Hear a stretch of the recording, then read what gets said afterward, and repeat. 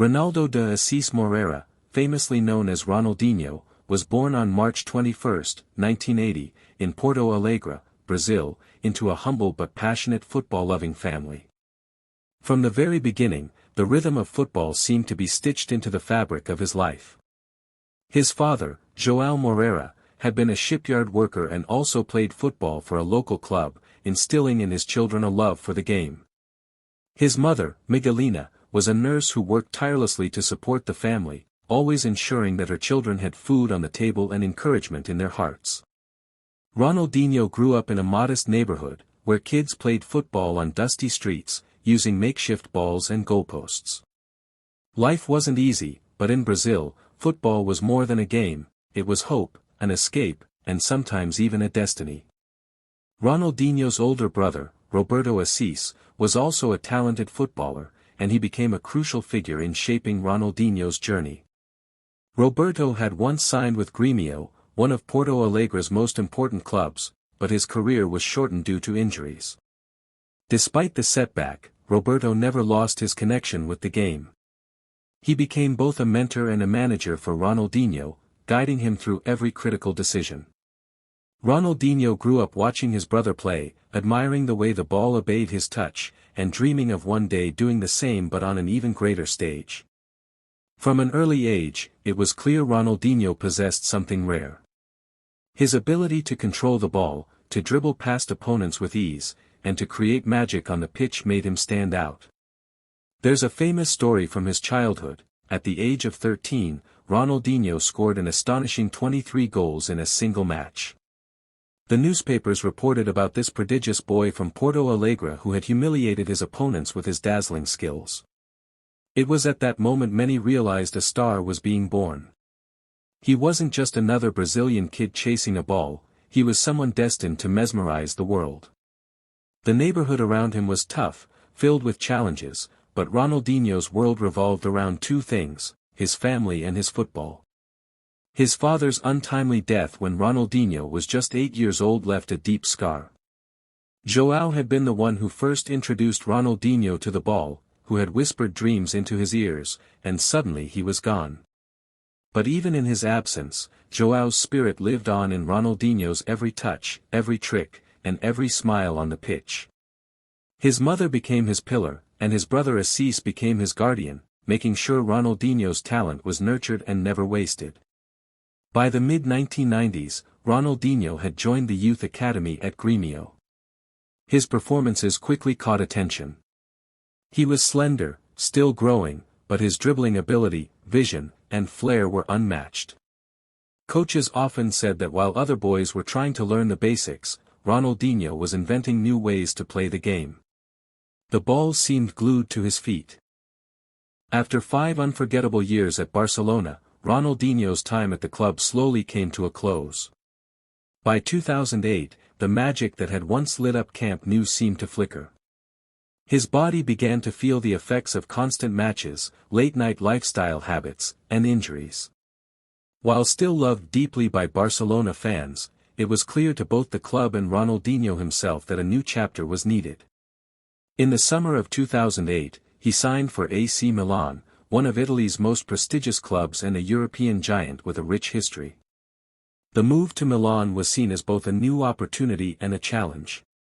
Serie A was known for its tactical discipline, strong defenses, and physical battles, quite different from the free-flowing style of La Liga. For Ronaldinho, who thrived on freedom, improvisation, and expression, it was not going to be easy. Yet, when he arrived in Milan, fans welcomed him like a hero, hoping he could replicate the brilliance of his Barcelona years and bring glory back to the Rossoneri.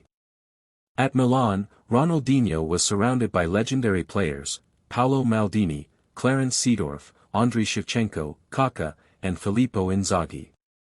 The club had a mixture of experience and talent, but expectations were sky-high. Ronaldinho's debut season in Italy had flashes of brilliance.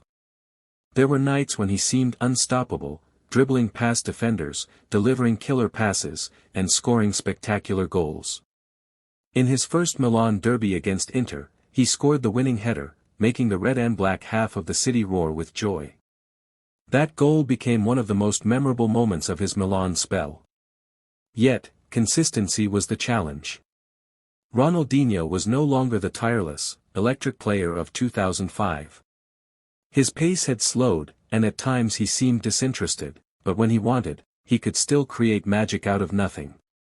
During the 2009-2010 season, he rediscovered some of his form, finishing with the highest assists in Serie A. He linked beautifully with teammates, especially Alexander Pato, another Brazilian prodigy at Milan.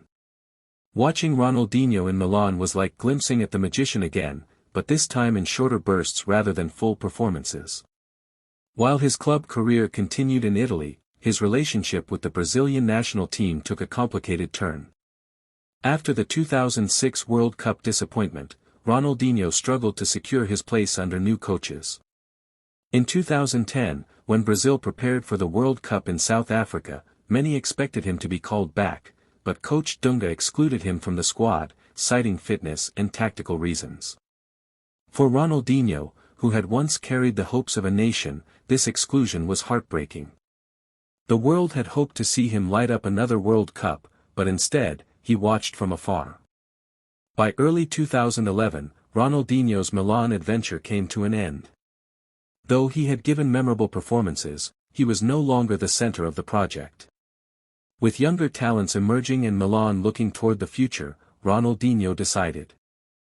As Ronaldinho's playing career slowly drew to a close, the football world found itself in a strange place. The magician who had once lit up stadiums with effortless brilliance was no longer dazzling on the grandest stages, yet his name still carried a magic few could rival. After leaving Fluminense in 2015, Ronaldinho never again played top-level competitive football. Though he did not announce retirement immediately, his absence from major leagues and tournaments made it clear that his era on the pitch had ended. Fans worldwide, who had grown up idolizing him, struggled to accept that the man who once seemed eternal with a ball at his feet was stepping away from the game. Retirement for Ronaldinho was not the sudden goodbye that many legends choose, but rather a quiet fade from the spotlight of professional football into a different world, one filled with exhibitions, ambassador roles, and personal ventures. He participated in charity matches and football festivals across the globe, drawing crowds simply by being Ronaldinho. His presence alone could transform an ordinary event into a celebration. Children and adults alike flocked to see the smile, the no-look passes, and the little tricks that had defined his style. Even without the pressure of trophies or points, he played with the same love for the game. But life after football was not without challenges. Ronaldinho's easygoing personality, which had made him beloved during his playing days, also became a source of trouble. He enjoyed parties, fame, and the company of fans everywhere he went, sometimes without paying attention to consequences. His financial management came under question, with reports suggesting he had faced serious difficulties despite earning millions during his career. Legal issues emerged over property disputes and environmental fines in Brazil, painting a picture of a man whose off-field life was far less smooth than his magical runs on the pitch. In 2020, Ronaldinho faced one of the darkest moments of his post-football life. While traveling to Paraguay for promotional events, he and his brother Assis were arrested for entering the country with false passports. The news shocked the football world. To many, Ronaldinho was a carefree, smiling genius, not someone who would be caught in such a scandal. He spent over a month in prison, where surprisingly, his charm and personality still shone through. Reports from inside said he played football with inmates, signing autographs, taking photos, and even winning a prison tournament. Eventually, after months of legal proceedings, he was released, but the incident tarnished his image, reminding fans that even their heroes are human, flawed, and vulnerable. Despite the controversies, Ronaldinho remained adored. His mistakes did not erase the joy he had given to millions. Whenever he appeared in public, whether in Brazil, Europe, Asia, or the Middle East, fans greeted him with the same affection as in his prime. His smile seemed you.